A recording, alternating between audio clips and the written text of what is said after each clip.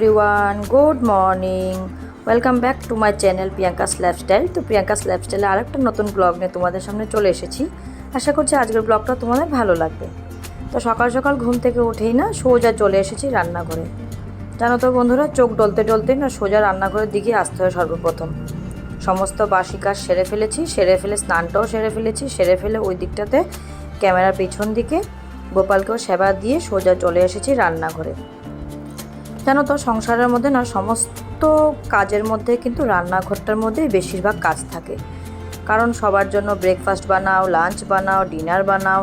সকাল হলেই কে কী খাবে, কে কী দিয়ে চা খাবে, কে কী দিয়ে ভাত খাবে দুপুরবেলা, সেগুলোই মানে সব কিছু মাথাতে চিন্তা করতে হয় সকাল হলেই। তারপরে আমি ভাবলাম যে না, আগে আমি একটু জল খেয়ে নিই। তো সকালবেলা না খালি পেটে আমি আবার ঠান্ডা জলটা না খেতে পারি না, তো একটু আর কি ওই কুমকুমো গরম জলটা খাই। আর সঙ্গে না একটু ওই যে দেখতেই পেরেছিলে যে একটু হাতের মধ্যে একটা জিনিস নিয়েছে। জিনিসটা কি বলো তো, এটা একটু জিরে, কাঁচা জিরে। তা আজকাল না প্রচুর পরিমাণে কিন্তু আমি গ্যাসে ভুগছি, প্রচুর পরিমাণে মানে গ্যাসের প্রবলেম হচ্ছে, খুব প্রচণ্ড পরিমাণে মানে পেটের মধ্যে ব্যথা করছে। জানি না কেন, কী যে খেয়ে এত কিছু গ্যাস হয়। কিন্তু তেমন কিছুটা কিন্তু আমরা তেল মশলাও খাই না, আর বেশি অতটা রিচ খাওয়াও খাই না। কারণ কি, এখনের যে ওয়েদারটার জন্য একটু সিম্পল করে রান্নাটা করা হয়। তারপরেও জানি গ্যাসটা হয়ে যাচ্ছে কেন জানি না, তাই আর একটু জিরে চিবিয়ে খেয়ে নিলাম। খেয়ে নিয়ে কৌটোটার মধ্যে আমি বিস্কুটগুলো ঢেলে রেখে একটু ডাল নিয়ে নিয়েছি। আজকে না দুপুরের মেনুতে বেশ কিছু রান্না কিছুই নেই বললেই চলে। কারণ কি, একদম সিম্পল রান্না করব। এই যে ডাল সেদ্ধ করব, আর ভেবেছি যে একটু ডিম পোচ করব দুপুরবেলা, আর করব হচ্ছে আলু সেদ্ধ। দেখা যাক, তারপর আর যদি কিছু করতে হয় করব। তো প্রথমত আমি ভাবলাম কি, ডালটা বসিয়ে দিয়েছি, ওইদিকে বসিয়ে দিয়ে ভাবলাম যে না, ডিমগুলো বের করে একটু রাখি, ঠান্ডাটা ছাড়বে। ফ্রিজের ডিমটা বার করলে না, আর যদি সঙ্গে সঙ্গে যদি কড়াইয়ের মধ্যে দিই, সেটা না জমে থাকে, তো কুসুমটা আর যেমন সুন্দর করে পোচটা হয় না। আমি আবার খুব সুন্দর করে পোচটা করতে পারি, আমার বড় সেটা খেয়ে ভীষণ ভালোবাসে। তাই আর কি আমার বরকে দেখিয়ে দেখিয়ে বলছিলাম। আমার বর বলছিল এতগুলো ডিম বার করছো যে? আমি বললাম দুপুরের আর রাত্রের। আর শোনার জন্য দুটো আমি সিদ্ধ করে দিব, লোকাল ডিম। এখানে লোকাল ডিমও আছে, তো সেটাই ভাবছি আর কি। তারপরে দেখা যাক, এখন তো বরমশাই উঠলো, ওকেও কিছু খাওয়া দিতে হবে। জানি না, এই যে শ্বশুরমশাই এসে হাজির, চা খাবে। বললাম না, সকাল হলে দশভুজা হয়ে 10 হাত বানিয়ে কাজ করতে হয়। তো চলো ঝটপট করে আগে সকালের ব্রেকফাস্টটা বানিয়ে নিই।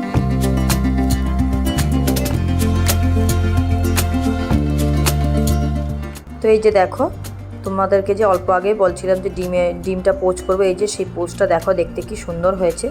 তা আমার বোন না এক জায়গায় কাজে গেছিলো, তো সেখানে বলে কি ম্যাগির সাথে ওই ডিম পোচ বলে দিয়েছিল খেতে, খুব টেস্ট হয়েছিল। তো আমাকে বলে একটা নতুন খাবার খেয়েছিলাম, সেরকম করে বানিয়ে দাও না। তো আমি ভাবলাম কি আবার খাবার, তো বলছে এই খাবার।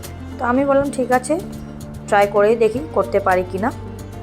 তার মানে ম্যাগিটা বয়েল করে, ম্যাগিটা সেদ্ধ করে, তারপরে ম্যাগির উপর দিয়ে ওই আর কি ডিমের পোচটা বসিয়ে দিতে হয়। আর ওই যে ম্যাগিটা যখনই খাবে চামিচ দিয়ে কেটে কেটে, তখন আর কি ডিমটা একটু একটু করে কেটে কেটে খাবে। তো খেয়ে দেখলাম আমিও, বেশ ভালোই হচ্ছিল খেতে। আরেকদিনও খেয়েছিলাম, সেদিন অতটাও যদি ভালো লাগেনি, কারণ আমার ডিমের পোচটা না ভালো হয়েছিল না, আর আমার বরের ডিমের পোচটা ভালোই হয়েছিল। তাই কি সেদিন আমি অতটা মজা পাইনি খেয়ে, কিন্তু আজ দেখবো আমি খেয়ে কেমন হয়। এই যে দেখো, এখন সার্ভ করে দিচ্ছি, দেখা যাক খেতে কেমন হয়। তো চলো আগে ঝটপট করে খেয়ে নিই, খেয়ে তোমাদেরকে বলছি কেমন হয়েছে।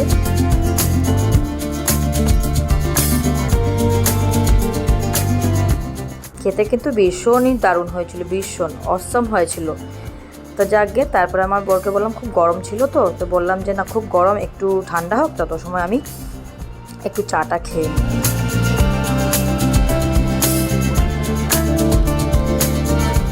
তো খাওয়া দাওয়া শেষ করে এদিকে চলে আসলাম সোনাকে উঠাতে।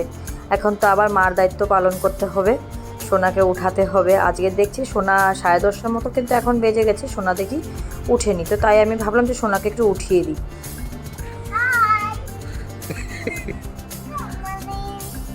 তো সোনাকেও ঘুম থেকে উঠালাম, উঠে একটু ওকে এদিকে একটু ঘুরতে নিয়ে আসলাম আমাদের সিঁড়ির দিকে। এইটা তো আমাদের সামনের দিকে রাস্তা, নিয়ে এসে একটু বসলামও, দেখতেই পেলে অল্প আগে বসে তারপরে চলে আসলাম, সোনাকে খাইয়ে দাইয়ে ফ্রেশ করিয়ে দিয়েছি, দিয়ে ভাবলাম যে না ঘরটা একটু ক্লিন করি, অনেক দিন হয়েছে ক্লিন করা হয় নাই। বেশিরভাগ কিন্তু এইসব ক্লিন মাই করে, আমি কিন্তু করি না, মা বলতে আমার শাশুড়ি মা। তো অনেক দিন হয়েছে মা এগুলো ক্লিন মানে করা হয় নাই আর কি, তো মা বলছিল যে করবে, তো আমি ভাবলাম যে না আজকে যেহেতু রান্নাটা কমই আছে তো আমি এগুলো ক্লিন করে ফেলি। তো প্রচণ্ড পরিমাণে ধুলো পড়ে গেছে, জানি না কোথা থেকে এত ধুলো চলে আসে, কিন্তু সিমেন্টের কাজও কিন্তু এখন আমাদের করাটা শেষ হয়ে গেছে, বন্ধ হয়ে গেছে, তবুও জানি না কোথা থেকে ধুলো চলে আসছে। তাই আর কি ভাবলাম একটু না এগুলোকে ভালো করে মুছে টুছে পরিষ্কার করি। আমি এভাবে করে ডিপ ক্লিনিং করি, আমি করি না কিন্তু যখন করি ভালোভাবেই করি ওই আর কি। আর করি না সেটাও বলবো না, রোজকারই তো কাম এগুলো ধুলোবালি পরিষ্কার করা, কিন্তু আমার সেরকম করার মতো মানে সময় হয়ে ওঠে না, তার জন্য এইসব পরিষ্কার মাই করে। আমি আর কি ওই আর কি আমার বেডরুমটা আর আমার পাশের বেডরুমটাই বেশিরভাগটা পরিষ্কার করি, এগুলো মাই করে। তো তারপরে দেখলাম যে না এখানেও ধুলো পড়ে আছে প্রচণ্ড পরিমাণে, তাই আর কি ভাবলাম যে না এগুলোও মুছে দিই, পরিষ্কার করে ফেলি। তার মধ্যে তো সোনা তো আছেই।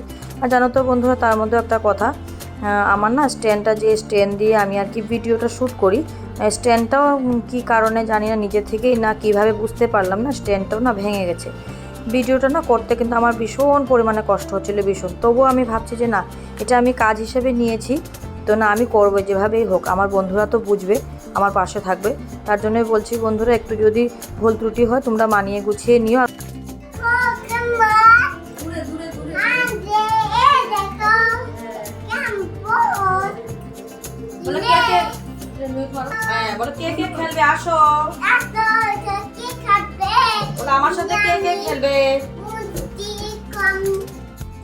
তারপরে দেখো ওই যে দেখতেই পেলে অল্প আগে সোনা তোমাদেরকে ক্যারাম বোর্ড দেখাচ্ছিল, ওর খুব শখ ছিল একটা ক্যারাম বোর্ডের, অনেক দিন ধরেই বলছিল, প্রায় 6-7 মাসের উপরে ছিল।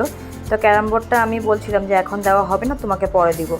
তারপরে তো ওর দাদু নিয়ে চলে এসছে, ওটাই তোমাদের সঙ্গে মানে দেখাচ্ছিল, বলছে মা আমি একটু ভিডিওর সামনে আসবো, আমাকে একটু ভিডিও করো। ভিডিও করলে জানি কত খুশি হয় আমার সোনা, আর ভিডিও করতে হলে খুব পছন্দ করে, খুব মানে খুবই। তারপরে ওই দিকটাতে পরিষ্কার করে সোজা চলে আসলাম আমার বেডরুমে এসে ভাবলাম যে না এগুলোকেই গুছিয়ে নিই, একটু পরিষ্কার করে নিই। রোজ দিনের এটা কাজ, এই পরিষ্কার করো, মোছামুছি করো, ধুলোবালি সাফা করো, এসবই করতে হয় রোজকার দিনে। আমাদের সংসারের না কাজগুলো কিন্তু ঠিক একই রকম, কিন্তু সেগুলোকে একটু মানিয়ে গুছিয়ে করতে হয়। আর সংসারের মধ্যে একটা দায়িত্ব না, সমস্ত কিছু দায়িত্ব নিয়ে পালন করতে হয়। বাড়ির বউ হওয়ার দায়িত্ব, বাচ্চার মা হওয়ার দায়িত্ব, সব কিছুই দায়িত্ব নিয়ে চলতে হয়। এসব নিয়ে এক কাঁধে নিয়ে কাজগুলো করতে হয়। সেগুলো বলতেও পারবো না যে এই কাজ করব না, এই কাজটা আমার আর ভালো লাগছে না, সেটাও বলতে পারবো না। আমাদের গৃহবধূদের এটাই হচ্ছে বড় সমস্যা, আমরা মুখ দিয়েও বলতে পারবো না, কারণ আমাদের কোনো ছুটি নেই, ছাটা নেই, কোনো বেতন নেই।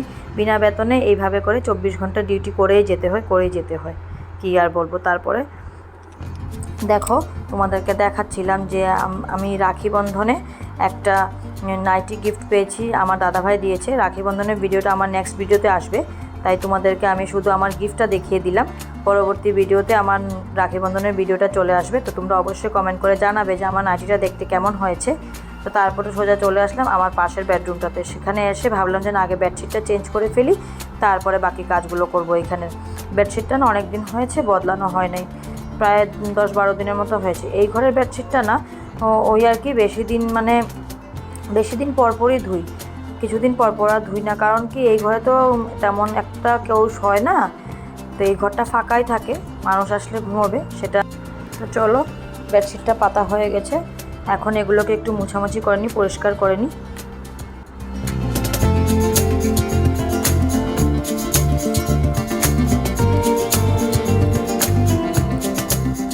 এই যে কম্পিউটারের টেবিলটা দেখছো, সেটা কিন্তু আমার বরের অনেক ছোটোবেলারই বলতে পারো। তো দেখো একটা মজার জিনিস, সেটা পরিষ্কার করতে করতে এখানে আমি 500 টাকা নোট পেয়েছি। আমার বরের কেমন মন ভুলো, মানে কি বলবো, এতই মন ভোলা যে টাকাটা জায়গায় রাখতেও ভুলে গেছে। তো তাই আর কি আমি ভাবলাম যে না তোমাদেরকে একটু দেখাই। তো আজকে আসলে বলবো যে তুমি টাকাটা যদি না নাও তাহলে আমি রেখে দেবো, তাই আর কি তোমাদের সঙ্গে একটু শেয়ার করলাম। তারপরে আবার চলে আসলাম সেই দিকটা পরিষ্কার করে রান্নাঘরের দিকে, কারণ রান্নাঘরটার মধ্যে তো আধা কাজ করে গেছিলাম সকালবেলা, বা শুধু ব্রেকফাস্টটা খেয়েই সোনাকে পরিষ্কার করতে গেছিলাম, উঠিয়ে ব্রেকফাস্ট করাতে গেছিলাম সোনাকেও, আমরাও ব্রেকফাস্ট করলাম। তারপরে তো মোছামুছির কাজে লেগে পড়লাম, ঘর দুয়ার পরিষ্কারের কাজে লেগে পড়লাম। তো এখন আবার চলে আসছি রান্নাঘরে। এসে আগে ভাবলাম কি আলুগুলো ছুলে রেখে দিই, এগুলো ভাতে সেদ্ধ দিয়ে দেবো। কারণ কি আমি তো তোমাদেরকে অল্প আগেও বলেছি যে আজকে শুধু সিম্পল রান্না করবো, আর একটু বেগুন ভাজা করলাম সেটা সোনার জন্য। কারণ সোনা তো তেমনটা এতটা বড় হয় না যে সোনা আমাদের মতনই সব কিছু খেতে পারবে বলে, ওই আর কি একটু বেগুন ভাজা দিলে একটু মানে টেস্ট করে খাবে। আর আমার সোনা জানো তো বন্ধুরা একটু টেস্ট লাগে, যখনই কিছু যদি রান্না করি ওর জন্য এক্সট্রা একটু কিছু টেস্ট মানে জিভেতে টেস্ট পাওয়ার জন্য অন্য কিছু মানে রান্না করে দিই। তো দেখো ফাইনালি আমার রান্নাঘরের সমস্ত কাজ কমপ্লিট, বাসনগুলো ধুয়ে এখানে রেখে দিয়েছি। তারপরে চলে আসলাম ঘরে এসে দেখছি আমার পার্সেলটা চলে এসেছে। একটা বেডশিট অর্ডার করেছিলাম, অবশ্যই তোমরা কমেন্ট করে জানাবে যে আমার বেডশিটটা কেমন হয়েছে দেখতে। খুব কম প্রাইসে পেয়েছি, অফার চলছিল, প্রাইসটা আমি বলছি না। ফ্লিপকার্ট থেকে নিয়েছি, তোমরা যদি চাও ফ্লিপকার্টে গিয়ে অর্ডার করতে পারো, দেখবে খুব কম প্রাইসেই মানে এখন সেল দিচ্ছে। তাই আর কি আমিও খুব কম প্রাইসে নিয়ে এসেছি। তো চলো বেডশিটটা মাকে দেখাচ্ছিলাম যে মা কেমন হয়েছে। তো বেডশিটটা দেখাতে দেখাতে আজকের ভিডিওটা এখানেই শেষ করছি। আজকের জন্য টাটা।